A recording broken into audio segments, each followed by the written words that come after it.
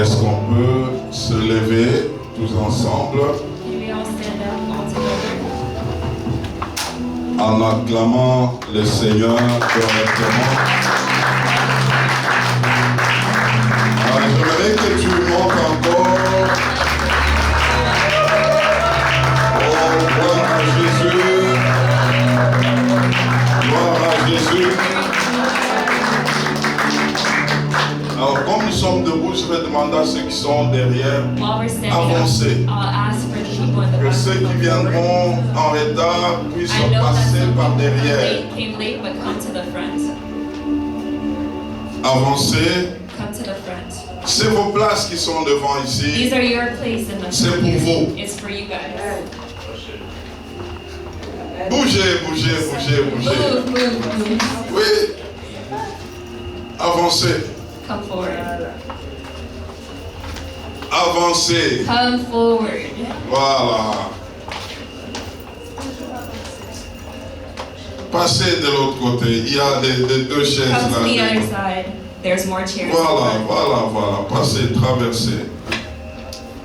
Maintenant, j'aimerais te dire. Now I would like to tell you. J'aimerais que tu pries. I want you to pray. Que tu dises à Dieu. That you tell God. Parle-moi comme tu ne m'as jamais parlé. Talk to me like you've never talked to me before. Est-ce que quelqu'un peut faire cette prière? Can someone do that prayer? Parle-moi comme tu ne m'as jamais parlé. Talk to me the way you've never spoken to me before. Je te propose cette prière. I do this prayer. Est-ce que tu peux prier? Can you pray? Merci Seigneur. Si nous sommes là, If we are here, c'est pour entendre ta parole. it's to hear your word. C'est pour entendre ta voix. It's to hear your voice. Cette voix qui vient This voice that comes pour transformer nos vies, to transform our lives. nous amener à te connaître autrement. To bring us to know you more. Merci Seigneur. Thank you, Lord. Merci de toucher nos esprits Thank you for touching our spirits. et merci de nous disposer à toi. And thank you for helping us to Au nom de Jésus-Christ. in the name of Jesus. we pray. Amen. Nous sommes toujours debout, nous prenons nos Bibles. Je vous avais déjà donné le passage de ce dimanche. I already gave you guys the Bible verse for today. Depuis vendredi, pour ceux qui étaient avec nous, For those who were with us. ils peuvent déjà aller dans Éphésiens, You can go to Ephesians chapitre 6, 6, verset combien? 10 à 13. 10 to 13. Éphésiens, chapitre 6, Ephesians 6, verset 10 à 13. 13.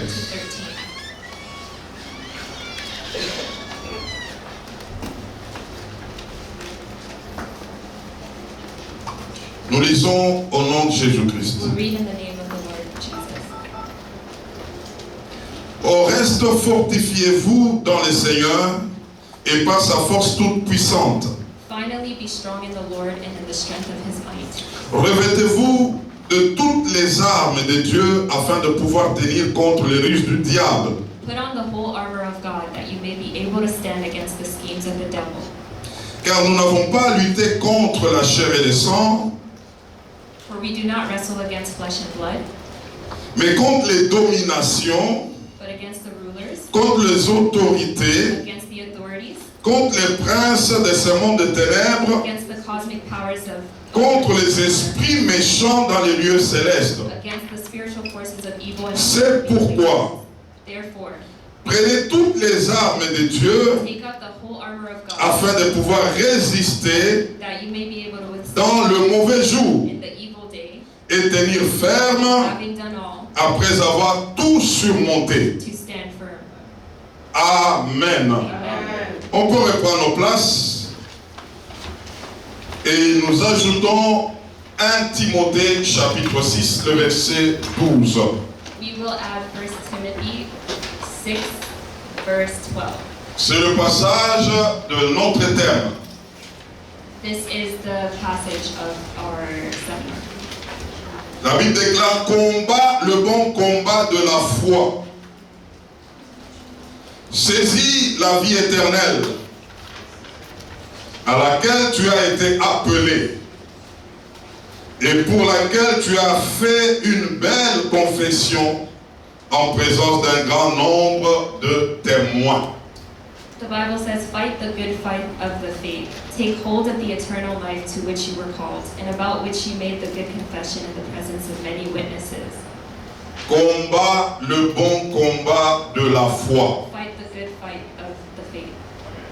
Saisis la vie éternelle. Take hold of the eternal life À laquelle tu as été appelé to which you were called, et pour laquelle tu as fait une belle confession and about which you made the good confession en présence d'un grand nombre de témoins. in the presence of many witnesses. Amen. Amen. Ça fait beaucoup de dimanches que je ne parle pas ici. It's been a lot of Sundays that I haven't been Alors c'est preaching, pourquoi je vais te demander d'être patient which is why I will ask you to be pour me patient, laisser parler. to let me talk. Je fais une chose ce matin, I'm doing something this morning. je veux parler I want to talk comme je n'avais jamais parlé. like I've never talked.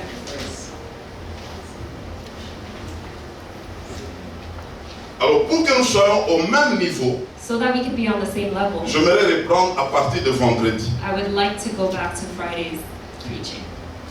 Nous sommes dans le livre d'Éphésiens. We are in the book of Ephesians. Et je l'ai dit vendredi, And I said Friday, Éphésiens est comparé à l'ancienne alliance à Exode. Ephesians is similar to the Old Testament.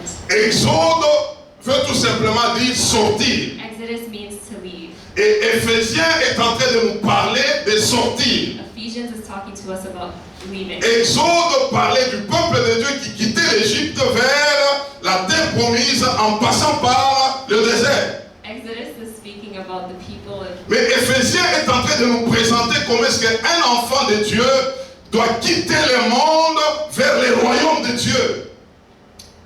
Forgive me guys, I'm lost. It's too fast. C'est rapide. Yeah. Wow. En tout cas, on va continuer après. Je vais parler. On peut acclamer pour elle. Gloire au Seigneur. Gloire à Jésus. Ça va venir. Ça va venir. Alors, nous allons comprendre que Éphésiens présente à peu près 3 parties importantes. Premièrement, il y a les avantages d'être enfant de Dieu. Les bénéfices d'être enfant de Dieu. La deuxième grande partie nous parle des exigences ou les devoirs d'un enfant de Dieu. Et la troisième partie, c'est les réalités du monde spirituel et comment le vaincre. Et c'est ce qu'on verra ce matin. Alors, nous avons vu vendredi que la vie chrétienne commence par s'asseoir. Pas debout. Dès qu'un enfant de Dieu est sauvé, il entre dans le royaume de Dieu, c'est pour d'abord s'asseoir. Pourquoi s'asseoir? Parce que tu viens d'un monde où tu étais assis.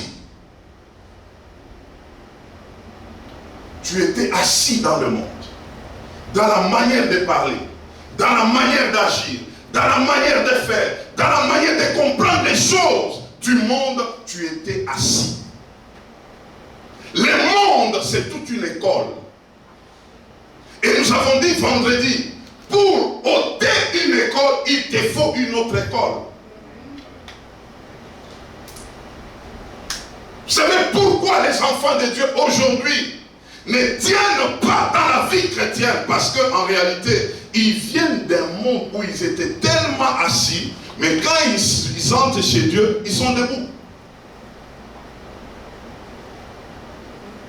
Et nous avions dit vendredi, être assis, c'est s'asseoir dans les Écritures.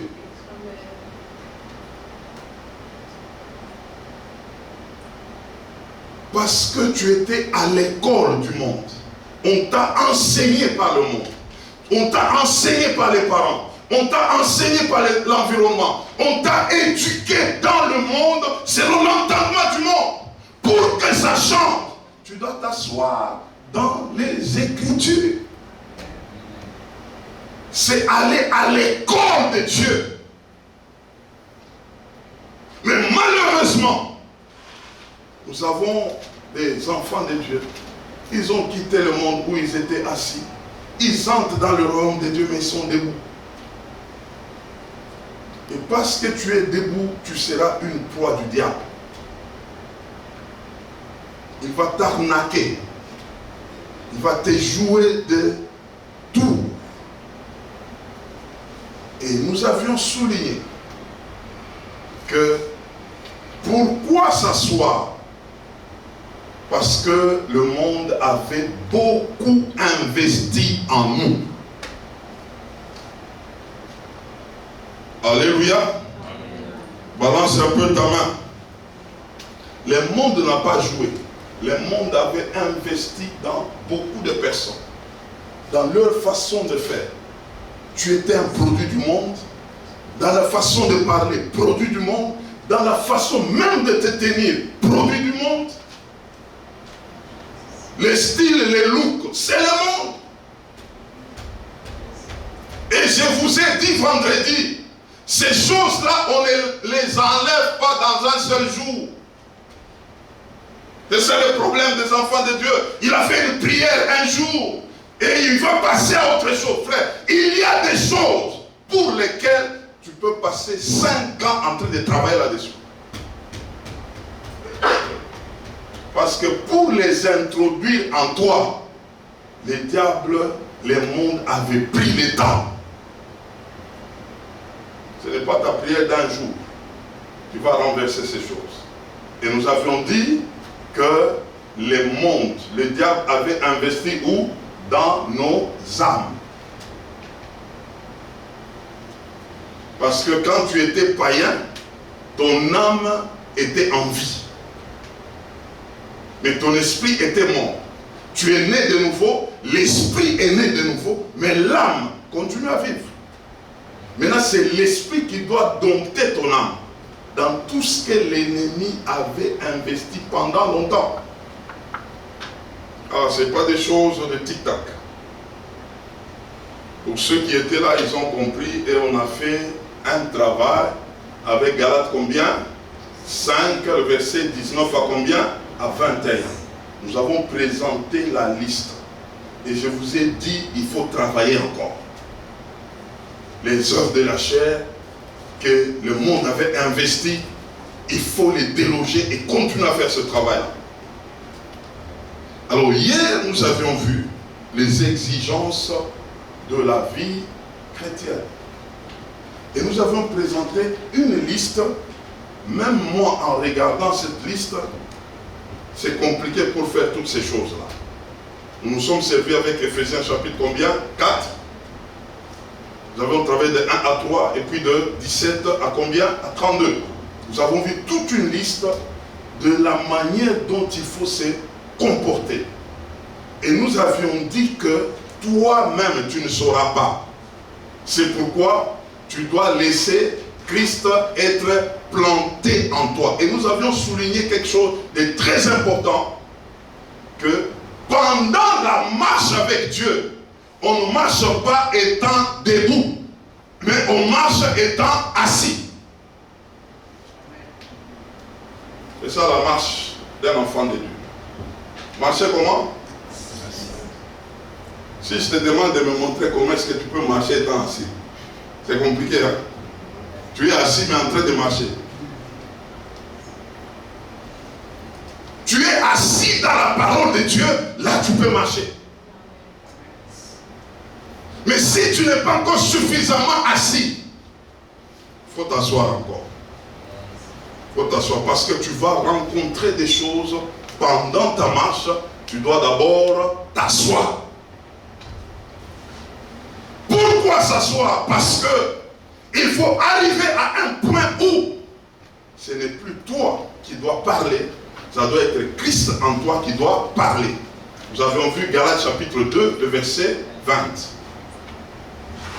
Si je vis, ce n'est plus moi qui vis, mais c'est qui? C'est Christ qui vit en moi. J'ai donné une illustration. Si quelqu'un te piétine, s'il te piétine toi, tu vas te plaindre en disant tu m'as piétiné. Mais si il piétine Christ qui est en toi, Christ va pardonner. Est-ce qu'on comprend? Christ il est en toi, n'est-ce pas? Est-ce qu'il est manifesté? Quand c'est toi qui réagis, c'est que Christ n'est pas suffisamment assis en toi. Mais quand il est assis en toi, c'est lui qui agira par toi. C'est pourquoi on peut se retrouver en train de faire des choses qui autrefois on ne pouvait pas les faire. En réalité, c'est parce que Christ est suffisamment assis en nous. C'est pourquoi l'opération que tu dois faire, tu dois prier pour que Christ soit suffisamment assis en toi. Pour que quand tu dois parler, que ce soit Christ qui parle en toi. Quand tu dois agir, que ce soit Christ qui agit en toi. Quand tu dois faire des choses, que ce soit Christ qui est en train de faire des choses en toi.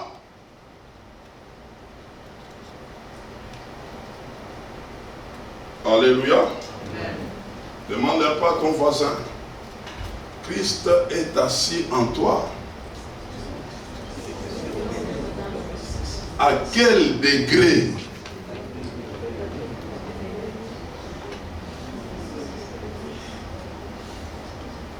Oh, on m'a piétiné. On m'a fait ceci. On m'a fait cela. Christ ne parle pas comme ça. On m'a fait ça. On m'a fait d'ailleurs. Ça, ce n'est pas Christ. Tu as besoin d'une dose de Christ.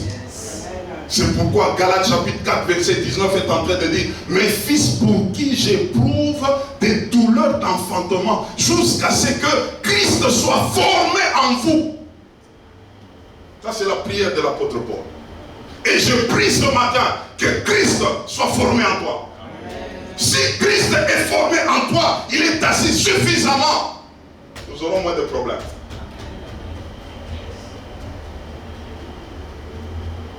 Nous aurons moins de problèmes. C'est un problème de Christ, la dose de Christ en toi. Alors, hier encore, nous avions parlé de 4 choses qui ont tendance à nous accompagner pendant la marche. Pendant que nous sommes assis, mais en train de marcher, il y a 4 choses qui aiment souvent marcher avec nous. Et qui s'invitent soi-même. Donc, avant que tu l'invites, tu ne le veux même pas. Mais ces 4 choses ont tendance à s'inviter soi-même. Nous avions souligné, premièrement, quoi? Le mensonge. Deuxièmement, quoi? La colère. Troisièmement, quoi? Les vols. Et quatrièmement, quoi? Les mauvaises paroles. 4 choses qu'on a énumérées dans Ephésiens combien?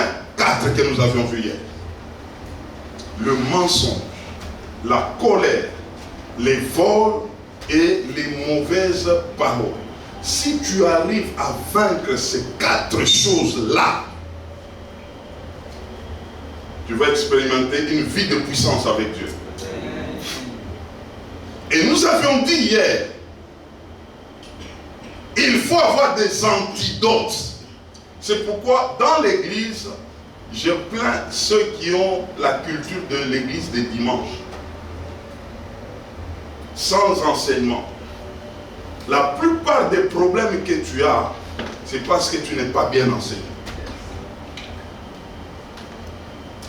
Si tu peux donner une place à l'enseignement, ça peut t'aider. Nous avions donné l'antidote du mensonge, c'est quoi? Apocalypse 22, le verset 15, qui nous dit quoi? Dehors les menteurs.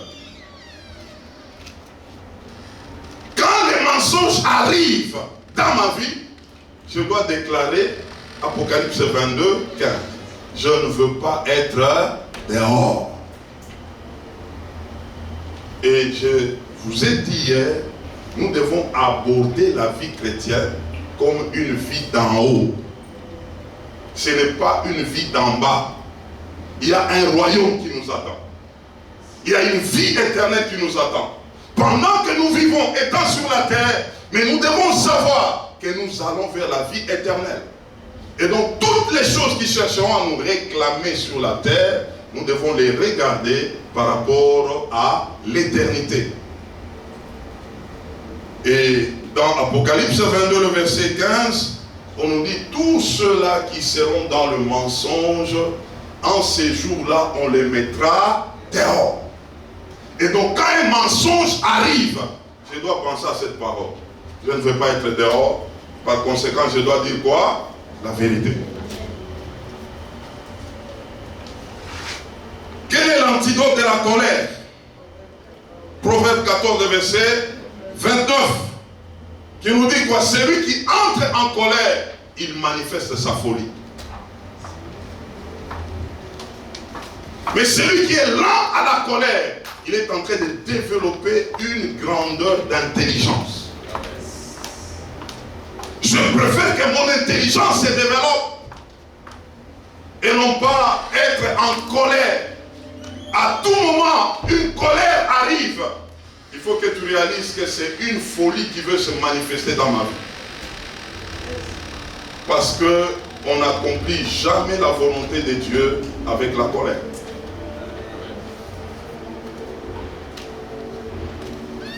Et troisièmement, les vols, l'antidote. 1 Corinthiens 6, le verset combien? 10. On nous dit que les voleurs n'entreront pas dans les royaumes de Dieu. Et on doit comprendre que quand on te propose des choses compliquées, pense à ce passage que je ne peux pas, parce que je ne veux pas rater les royaumes de Dieu. Mais quand tu abordes ta vie sur le plan terrestre, tu tomberas dans le piège. Parce que tu croiras que mieux vaut gagner sur la terre ici et que je sois un homme important. Parce que le monde ne calcule pas, le monde voit ce qui frappe aux yeux, le monde n'aime pas savoir la source de toutes ces choses-là. Mais dans le royaume de Dieu, la source compte. Parce qu'on te traitera par rapport à ça. Et quatrièmement, les mauvaises paroles. On a parlé de Jacques 3, que la bouche là, c'est un petit membre mais qui fait beaucoup de dégâts.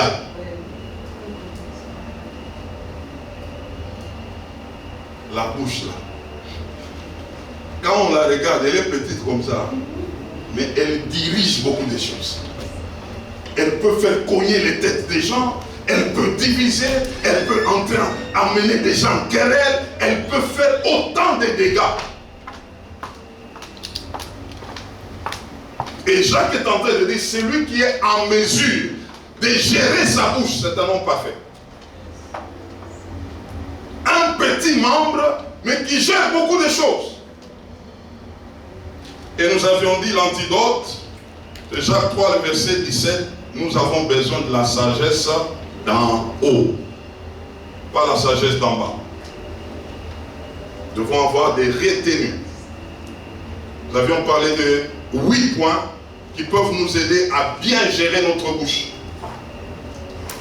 Qui se trouvait où? Dans Jacques chapitre 3, le verset combien? 17. Ça c'est l'antidote. La modération dans notre façon de parler. Être un homme conciliant quand tu parles. Être un rassembleur quand tu parles. Un homme de paix quand tu parles. Un homme qui apaise les autres quand tu parles. Et non pas les contraires. Et ça, il faut comprendre qu'il te faut une sagesse d'en haut. Alléluia. Balance un peu ta main. Ça, je t'ai amené au niveau d'hier. Maintenant, nous voulons prendre le niveau d'aujourd'hui. Venons de lire Éphésiens chapitre 6. le verset 10 à 13. On nous parle de nous fortifier dans le Seigneur. Pourquoi on nous demande de nous fortifier? Et quand on parle de fortifier, on ne parle pas de la chair, on parle de ton esprit.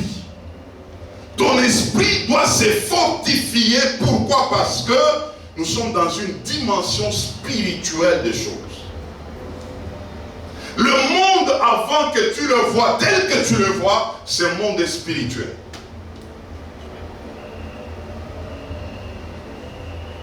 Vous savez, pour que nous puissions aborder correctement la vie chrétienne, nous devons comprendre qui est Dieu, qui est Satan et qui est un enfant de Dieu.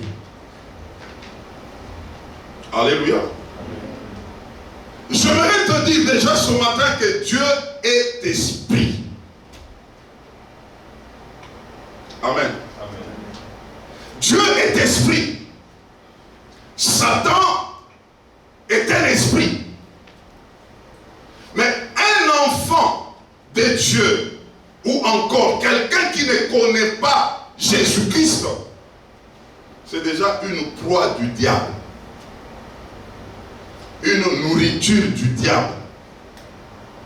Parce qu'en réalité, qu'est-ce qui se passe? Nous sommes dans un monde qui est d'abord spirituel.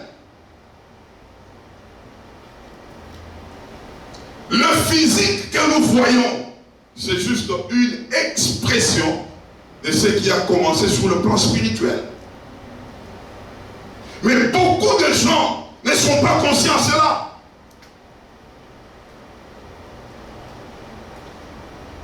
Dieu, quand nous parlons de lui, il est invisible. Il gère depuis le 3e ciel. Quand Satan avait connu de problèmes, on l'avait précipité. À quel niveau? Au 2e ciel. Satan s'est retrouvé en train de gérer le 2e ciel et il peut prendre le 1er ciel. Tout païen, quelqu'un qui ne connaît pas Christ, il est au 1er ciel. Le ciel visible que nous voyons ici. Par conséquent, il est en dessous de Satan. Ça, ce sont des réalités spirituelles. Le monde spirituel les respecte, il est conscient de ça. Si quelqu'un ignore le monde spirituel, mais le monde spirituel n'ignore rien. Et dans le monde spirituel, il y a l'ordre, il y a l'hiérarchie. Pourquoi Satan regrette sa position? Parce qu'il avait déjà perdu de là où il était.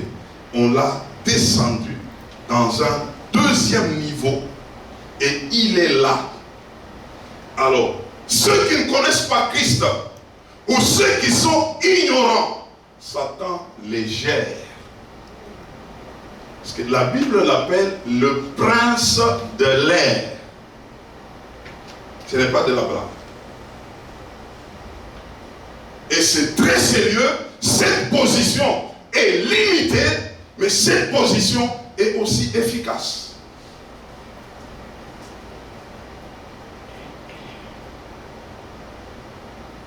Alors, ce que Satan combat dans plusieurs de personnes, il combat la connaissance. Satan veut que tu restes ignorant, que tu ne puisses pas connaître. Ça, c'est le premier combat de Satan vis-à-vis des enfants de Dieu, que tu restes ignorant. C'est pourquoi Osée 4, le verset 6 nous dit: mon peuple est détruit, car il lui manque quoi? La connaissance. Il est détruit. Et qui est le destructeur? C'est Satan. C'est Satan.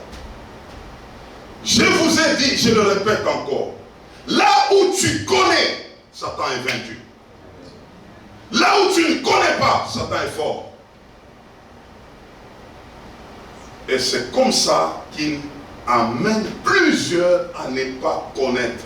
Mon frère, tu peux être sérieux, tu peux être gentil, tu peux être bien. Si tu ne connais pas, on va dérouler.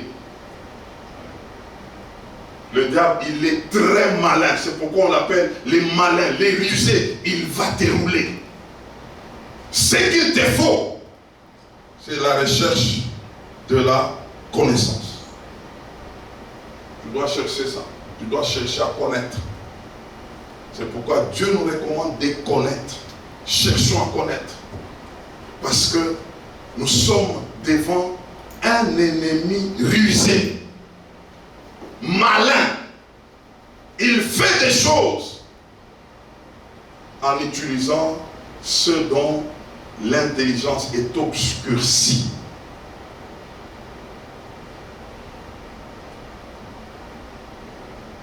Alors pourquoi tu dois connaître? Parce que tu es appelé à opérer dans la victoire. Et sans la connaissance, tu ne peux même pas te rendre compte de cette victoire-là. Et tu as besoin donc de connaître. Et ce matin, je suis venu pour t'amener à mener une vie de victoire. Une vie de victoire. Et ce matin, je prie Dieu afin que tu comprennes ces choses. Comment mener une vie de victoire? Premièrement, nous devons connaître l'œuvre de la croix. Les effets de l'œuvre de la croix. Qu'est-ce qui s'est passé réellement à la croix? Colossiens chapitre 2, à partir du verset 14 jusqu'à 15, nous explique ces choses. Il y a 4 choses importantes que j'aimerais que tu comprennes ce matin par rapport à la croix. Premièrement, cette dimension de la croix a fait que tous tes péchés soient effacés. L'acte dont les ordonnances t'ont condamné était déchiré par la croix. Et donc, tu n'es plus condamnable par la croix. Romains chapitre 8, verset 1, nous dit plus de condamnation pour ceux qui sont en Christ. Mais j'aimerais te dire, cette dimension de la croix qui ôte la condamnation, pour en jouir, il faut que tu connaisses les enjeux qui se sont passés là. 2 Corinthiens chapitre 5 verset 21, la Bible dit, lui qui n'a pas péché, il s'est fait pécher pour que toi tu sois justice de Dieu. Par la croix, Dieu te regarde comme étant un juste, un homme juste, un homme juste, un homme juste. Mais quand je pose la question à quelqu'un, est-ce que tu es un homme juste? Le premier réflexe, la personne te dira non. Je suis qui? Un pécheur. Si déjà tu t'es défini comme un pécheur, tu n'as pas compris l'œuvre de la croix. Et Satan aime ça. Que tu te définis mal. Se définir comme injuste, c'est une responsabilité. Quand tu commences là, tu as cette identité-là. Dieu, quand il me regarde en Christ, il me regarde comme un homme qui est comment? Juste. Donc je dois travailler à la justice. Parce que c'est ça mon identité. Mais si tu t'es défini mal, tu peux te définir comme un pécheur. Qu'est-ce que tu feras? Quand tu pêches, tu vas te dire, je suis un pauvre pécheur. Mais quand tu t'es défini comme un homme juste, tu chercheras tous ceux qui vont accompagner la justice. C'est ce qui va te préoccuper. Même si ça ne marche pas quelquefois, tu vas chercher à te remettre toujours à ta nature. Quand tu tu tombes là, relève-toi, tu es un homme juste. Remets-toi à ton identité. Mais tu te définis mal, ça ne marchera pas. Ça ne doit pas marcher. Quoi, quelqu'un peut te dire même des choses et il se justifie en disant, mais nous sommes sur la terre. Il n'y a personne qui est juste. Mais moi je t'annonce ce matin que tu es un homme juste. À cause de l'œuvre de la croix, tu es un homme juste. Lui qui n'a pas péché, il s'est fait pécher pour que toi, tu sois un homme juste. Possède cela.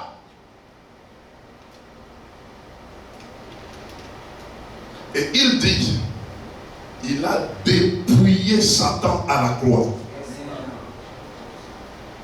Dépouiller quelqu'un, c'est le désarmer. Jusqu'à lui ôter même les vêtements. L'exposer nu.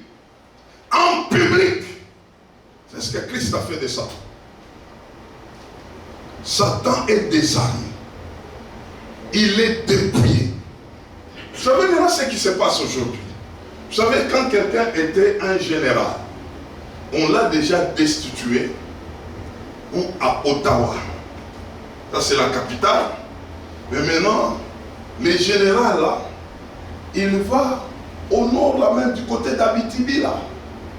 Les autres, eux, l'ont connu toujours comme général de l'autre côté. Mais ici à la capitale, il est déjà destitué. Quand il va arriver là-bas, les autres vont se tenir debout là. Mon général, mon général. Et il peut aussi en jouir. Satan est en train de régner là où les gens sont ignorants. Mais par la croix, nous savons qu'il est déjà destitué. Il est déjà destitué. Et ça, c'est un état spirituel qui parle. C'est dans ton esprit que tu dois comprendre ces choses. Je vous ai dit au départ, le monde spirituel est ordonné. Et dans le monde spirituel, ils savent que Satan est déjà déchu. C'est connu là-bas. Là-bas, il n'y a pas de problème. Là, il ne peut pas tricher dans ce monde-là. Il ne peut pas tricher. Il y a de l'ordre.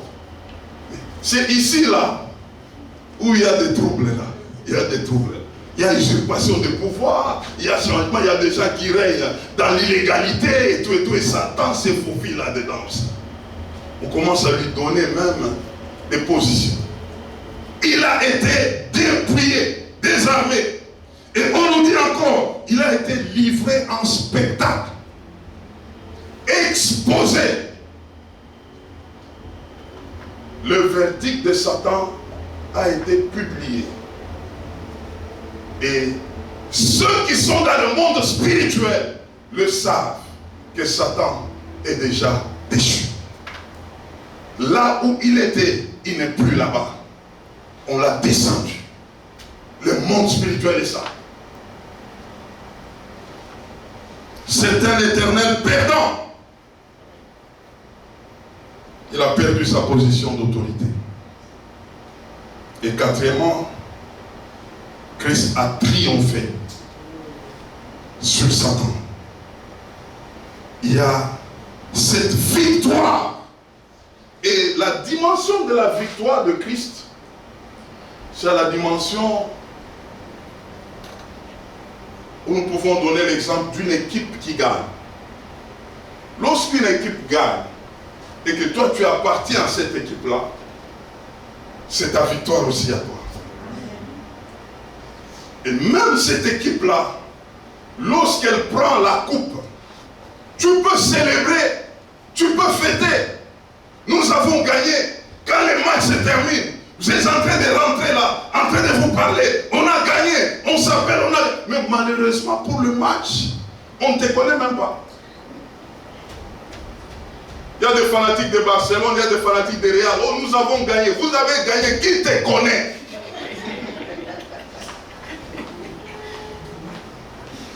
Il y a d'autres même qui se battent. Ils sont en train de se battre là. Non, d'autres ils deviennent des ennemis. Non, toi tu es Real. Moi je suis Barcelone. Qui te connaît là-bas? Mais pour nous, enfants de Dieu, nous sommes connus par les rois des rois, les seigneurs des seigneurs.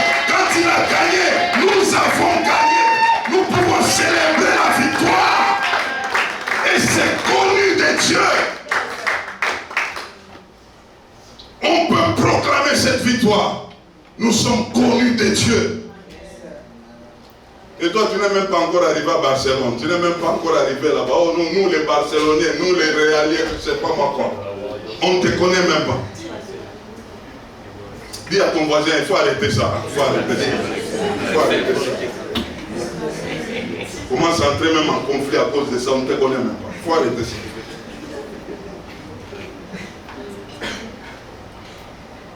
Alors, mes frères, pendant cette victoire de triomphe, il s'est passé une opération. J'aimerais que tu comprennes ça. Le fait que Jésus-Christ, il a triomphé sur Satan. Tous ceux qui sont en lui, il les a transportés pour les amener au 3e ciel. Ça, j'aimerais que tu comprennes. Pendant qu'il a gagné là, tous ceux qui ont reconnu cette victoire, qui se sont inscrits dans cette victoire, il s'est passé une opération spirituelle.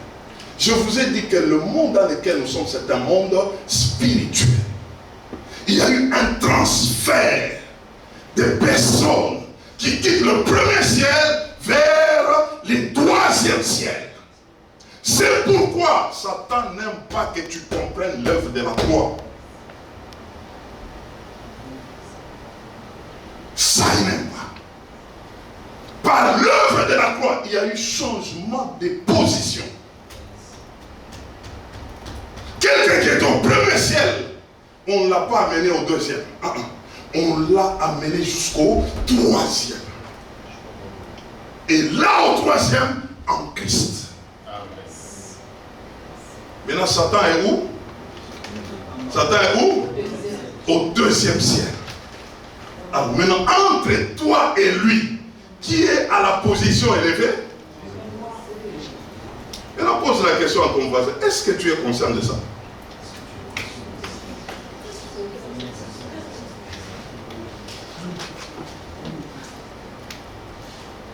Quand tu traites avec Satan, est-ce que tu traites avec lui, avec cet entendement? C'est pourquoi je vous ai dit, ce que l'ennemi combat, c'est la connaissance.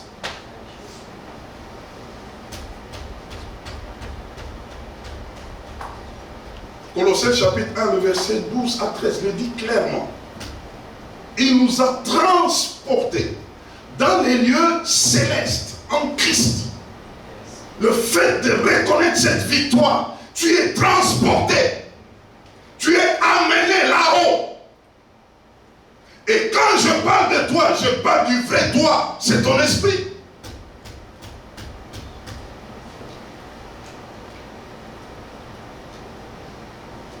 Dis à ton voisin, si tu es réellement né de nouveau, tu es au 3e ciel. Tu es au 3e ciel. Et Satan est au 4e, 2e ciel.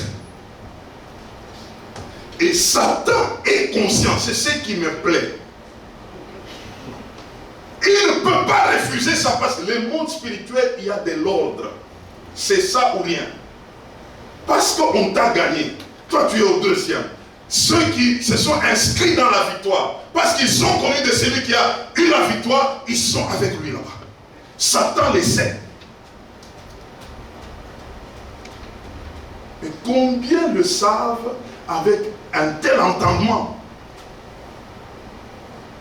Combien vivent avec cet entendement? Quand on te parle du diable, il y a de ces gens qui bougent. Ah, aujourd'hui, je vais vous dire des choses. Un enfant de Dieu, c'est un victorieux. Quels que soient les problèmes, on finira toujours par la victoire. Quelle que soit la nature où on te dit c'est noir, dans les noirs là, il y aura un chemin là-bas. Alors la deuxième dimension maintenant, pour opérer dans la victoire, nous avons dit ici, il y a l'œuvre de la croix, n'est-ce pas? il y a la prise de conscience de sa position en Christ. Oui, on t'a transporté. Est-ce que tu en es conscient? Il te faut une prise de conscience. Tout enfant de Dieu doit comprendre que sa vie n'est plus une vie d'en bas, c'est une vie d'en haut. Il doit être conscient. En Christ, c'est tout un positionnement. Quand on dit à quelqu'un, tu es en Christ, c'est comme on te dit, tu es dans un royaume élevé. Tu es bien positionné, au-dessus des dominations, au-dessus des principautés, au-dessus des princes de ce monde des ténèbres, au-dessus de tout nom qui peut se nommer dans ce siècle-ci et même dans le siècle à venir. Toi, tu es au-dessus. S'il y a un nom qui doit venir, qui sera puissant, je t'annonce déjà que toi, tu seras toujours au-dessus. Est-ce que tu en es conscient? C'est ça mon problème. Tu es au 3e ciel. Tu n'es pas d'en bas. Tu es d'en haut. C'est pourquoi je vous ai dit, il faut laisser Christ habiter en toi. Selon Galates chapitre 2, le verset combien? 20. Si je vis, ce n'est plus moi qui vis. Pour que ça ne soit pas toi qui vis, il faut que les Écritures te pénètrent. Te pénètrent, te pénètrent, te pénètrent, te pénètrent, te pénètrent. Jusqu'à ce que ça ne sera plus toi qui vas commencer à parler. Alors c'est pourquoi, quand déjà je regarde quelqu'un qui n'a pas de Bible, qui n'a pas de carnet, je le vois comme déjà un misérable. Je vous dis la vérité. Comment est-ce que ces choses vont te pénétrer? Tu ne les aimes pas, tu n'y travailles pas, tu ne te donnes pas. Tu es de ces chrétiens, quand il doit parler, il doit dire, c'est comme il est écrit quelque part, que aide-toi, le ciel t'aidera. Quelque part. Et quand vous cherchez ce verset quelque part, ça n'existe pas.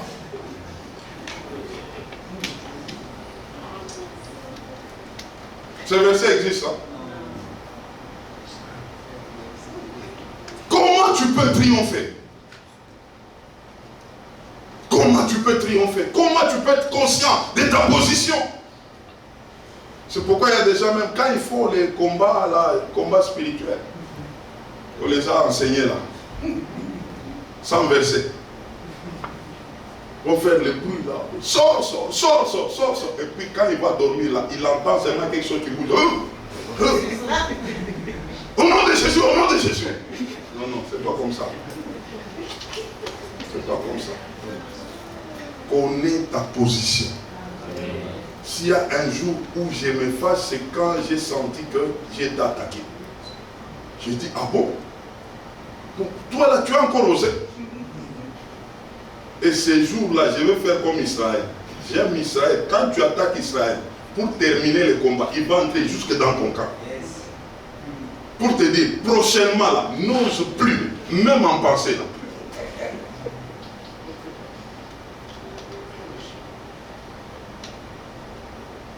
Quand Christ est rempli en toi, tu seras conscient de la position dans laquelle tu te trouves. Alors, pour que Christ te remplisse, il y a une troisième dimension à faire. C'est désirer une vie de plénitude du Saint-Esprit.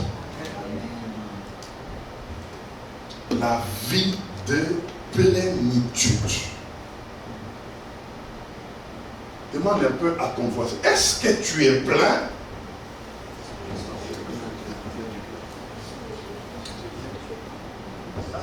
Bien, tu es tenté de mettre de 5 litres, tu mets un peu de 5 litres, et puis ça te dépend, tu avances un peu, ça te dépend. Est-ce que tu fais le plein tu sors de chez toi là, tu as déjà fait le plein. Vous savez, aujourd'hui, des fois je regarde les choses qui se passent avec l'église de Jérusalem pour choisir un diacre. Parmi le critère, il y avait un critère, il fallait être rempli du Saint-Esprit. Pour circuler les paniers des offrandes, ce n'est pas péché. Hein? Circuler les paniers des offrandes, là-bas, chez eux, là, il faut être d'abord rempli du Saint-Esprit. Alors, je me suis posé la question. Est-ce qu'ils avaient une onction-maître pour savoir, parce qu'ils avaient trié combien? 7. Comment ils ont trouvé les 7 là? C'était une église de multitudes, ils étaient de plus de 3000 personnes. Comment ils ont réuni 7 personnes? Parmi les conditions, la frère, être rempli du Saint-Esprit. On les a découverts comment?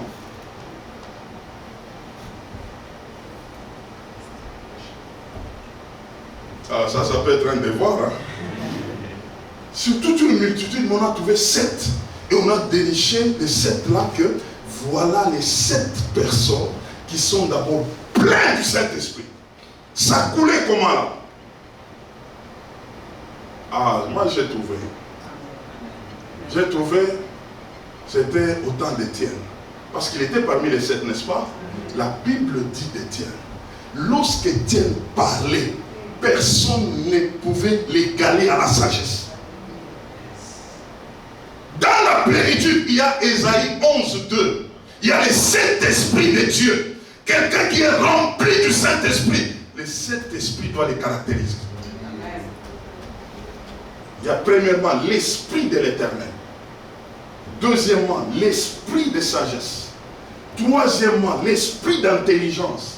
Quatrièmement, l'esprit de connaissance. Cinquièmement, l'esprit de conseil. Sixièmement, l'esprit de force. Et septièmement, l'esprit de la crainte de l'Éternel. Quelqu'un qui est plein, ces choses-là doivent se retrouver en lui. Et donc les 7 là, on pouvait les découvrir dans leur façon de parler, dans leur façon d'agir, dans leur façon de faire. Ils faisaient comme des personnes qui étaient déjà pleins. Là, demande à mon voisin, à ton voisin, est-ce que tu es plein? Est-ce que tu es plein? Est-ce que tu es plein? Est-ce que tu es plein?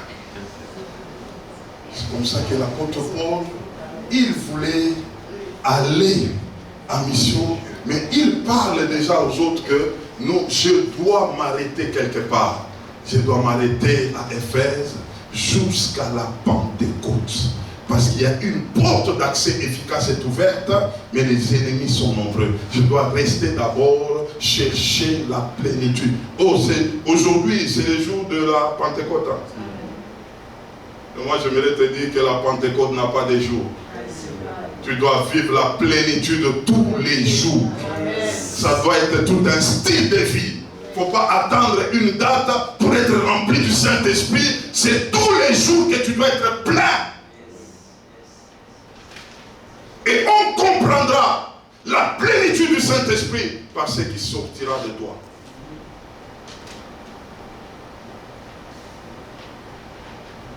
Parce qu'il n'y a pas d'unité de mesure qui peut mesurer. Tu en as combien? Tu as combien d'onctions? Et dans cette dimension-là, il ne faut pas dire, moi j'ai l'onction, j'ai l'onction. Non, ce n'est pas l'affaire de dire j'ai l'onction, c'est l'affaire de voir ce qui sort de toi. Tu vas déterminer qu'on a été à la source. On a été à la source. Mes frères, mes sœurs, j'aimerais vous dire, une vie chrétienne sans plénitude du Saint-Esprit, on va manifester la chair.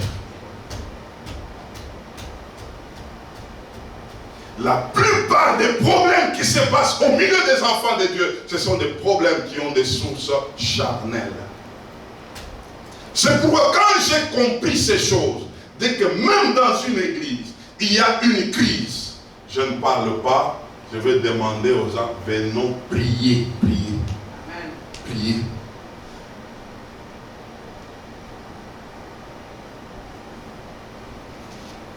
Quand vous priez, quelle que soit la crise, vous allez traverser. Amen. Parce que la plupart des problèmes, c'est d'ordre charnel. Ce n'est pas spirituel. Quand la chair commence à prendre la place, c'est celle-là qui réclame. On m'a fait quoi? On m'a piétiné. Et quand c'est l'esprit va dire, il faut qu'on prie. Tu es mon frère, on doit marcher ensemble, on doit avancer. Ça, c'est l'esprit qui parle. C'est pourquoi une vie chrétienne sans plénitude du Saint-Esprit, ça sera la foi. Ça sera la foi. Et je t'exhorte ce matin, avant de demander quoi que ce soit, demande d'abord la plénitude du Saint-Esprit. Je ne sais pas si nous, on avait vécu une vie chrétienne bizarre. Nous avions des prières, on pouvait aller, ma soeur, on va pour un seul sujet. Nous voulons être pleins. Veillez de prière.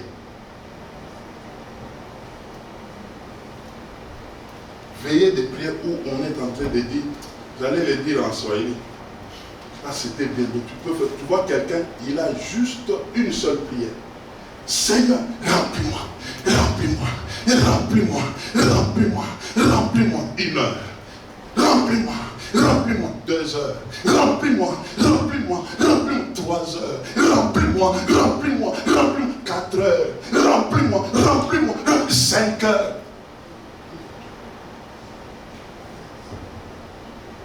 On avait des frères. Quand ils te regardent là, tu commences à voir comme s'il est en train de voir même à l'intérieur, il y a des péchés là-dedans.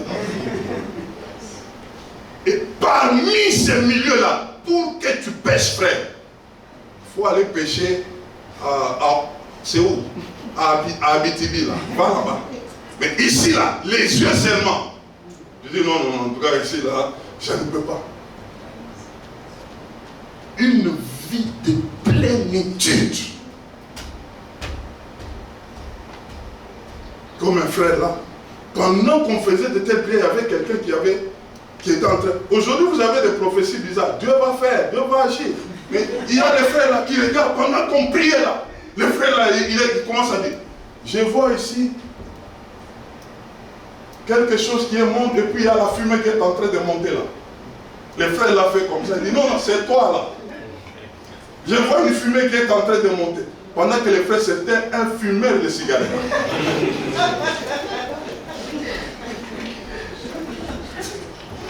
Il y a quelqu'un qui arrive là, je sens l'impudicité ici. Nous avons connu des prophéties comme ça. Et quand tu arrives là, même dans les cœurs, tu dois sanctifier mon cœur.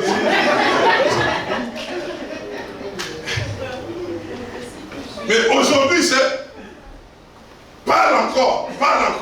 Il a dit, tu vas monter, tu vas arriver, tu feras ceci, tu feras. Chez nous, là, c'était des problèmes. Quand on entend prier, là, tu te dis, ça va se terminer pour moi aujourd'hui. Parce qu'il y a des gens qui vont te parler des choses. Tu dis, non, en tout cas. Parce qu'on cherchait la plénitude. La plénitude, la plénitude, la plénitude.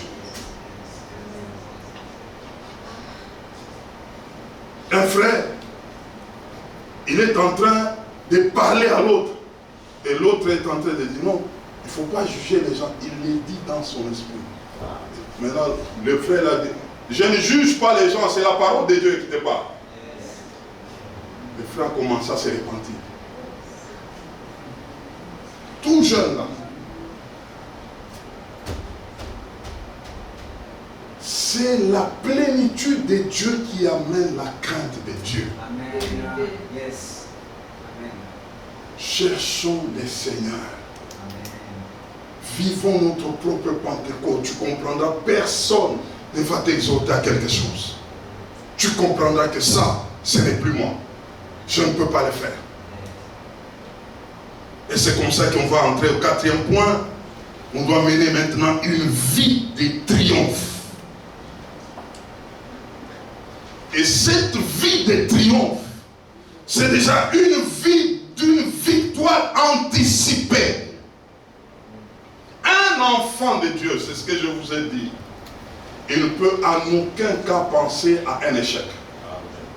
Tant que tu es avec Dieu, tu es en train de comprendre les choses de Dieu correctement. La victoire, c'est ton partage. Tu ne peux pas tomber. Ça ne va pas se terminer comme ça. Même en rêve, on viendra te dire des choses. Si ce n'est pas vrai, tu vas les refuser. Pour dire, moi j'ai la mentalité de la victoire. Ma vie c'est la victoire.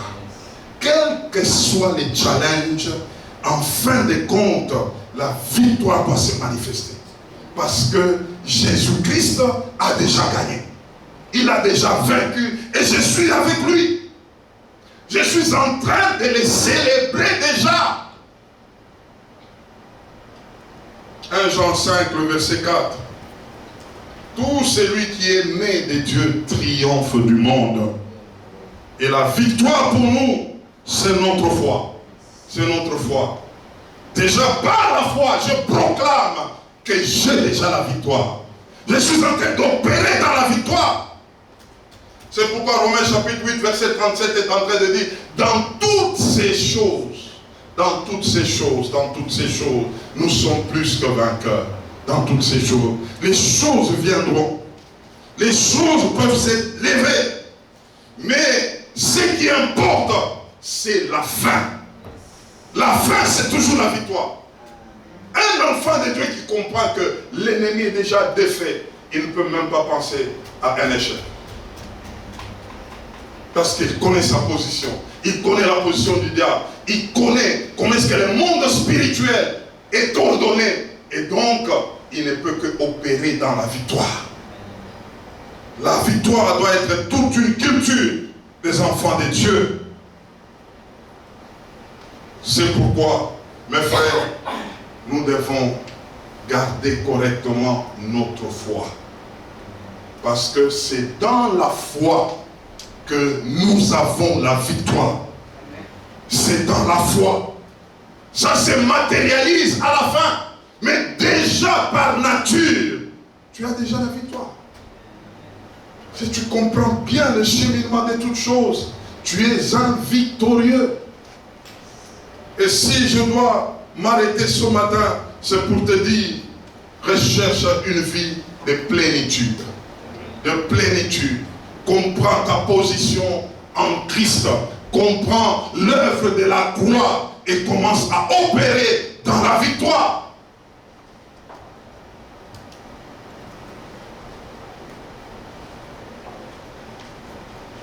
Ils vous feront la guerre. Ça veut dire la guerre viendra. Mais laisse-moi te dire, ne regarde pas la guerre, regarde à la victoire. Regarde à la victoire.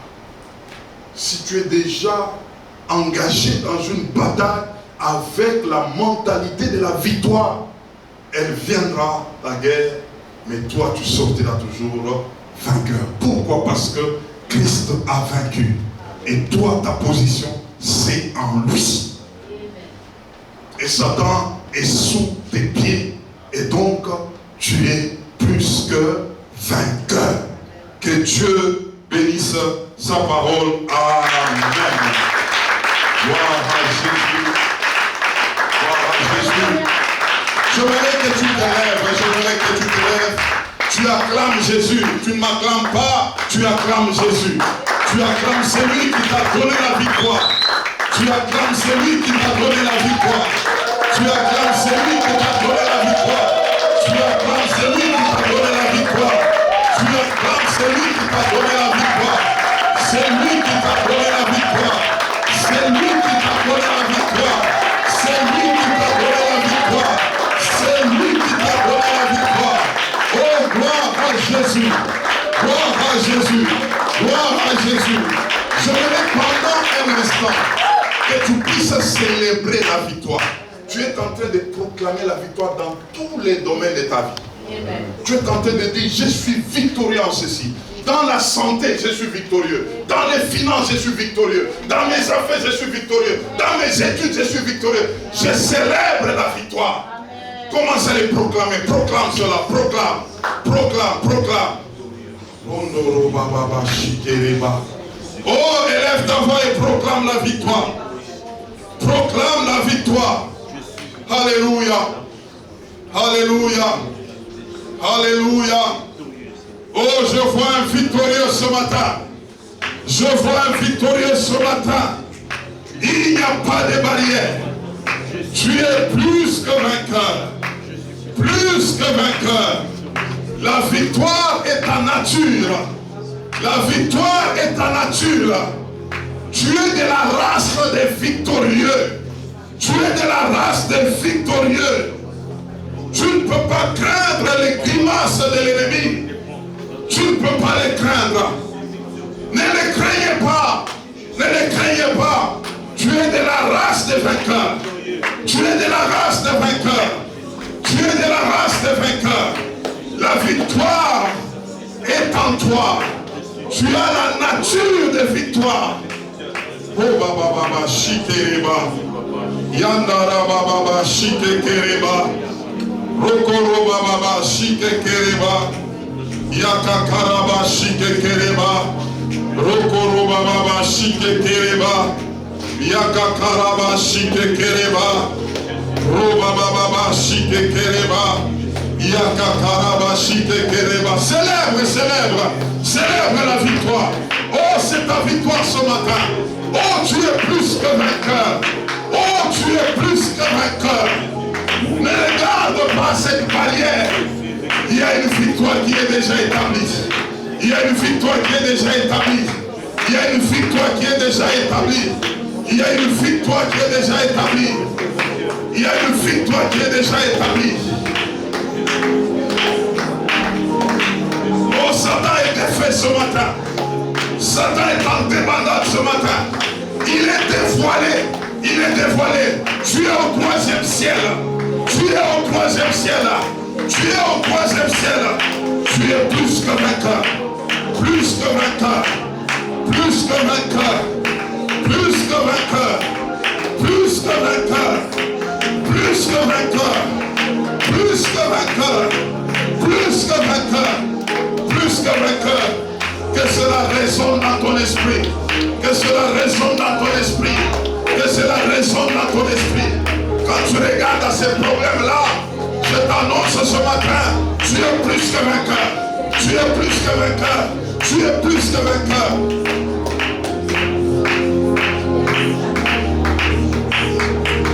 Yandaraba shikereba. Rondoroba baba shikekereba. Rokokoroba shikekereba. Yakakaraba shikekereba. Satan ne peut plus t'arrêter. Il ne peut plus t'arrêter. C'est déjà fini. Il a déjà perdu. Il a déjà perdu. Il a déjà perdu. Il a déjà perdu. C'est un perdant éternel. C'est un perdant éternel. Ce matin, j'annonce à quelqu'un que ta vie, c'est une vie de victoire. Ta vie, c'est une vie de victoire. Personne ne peut t'arrêter. Personne, quelle que soit sa nature, qu'il soit qui, il ne peut pas t'arrêter. Ni les sorciers, ni les occultistes, ni le monde des ténèbres, personne. Tu es positionné au 3e ciel. Au 3e ciel. C'est ça ta position. C'est ça ta position. Et quand tu regardes en bas, la première personne à voir, c'est Satan. Et je vais te dire ce matin, il est sous tes pieds. Il est sous tes pieds. Il est sous tes pieds. Il est sous tes pieds.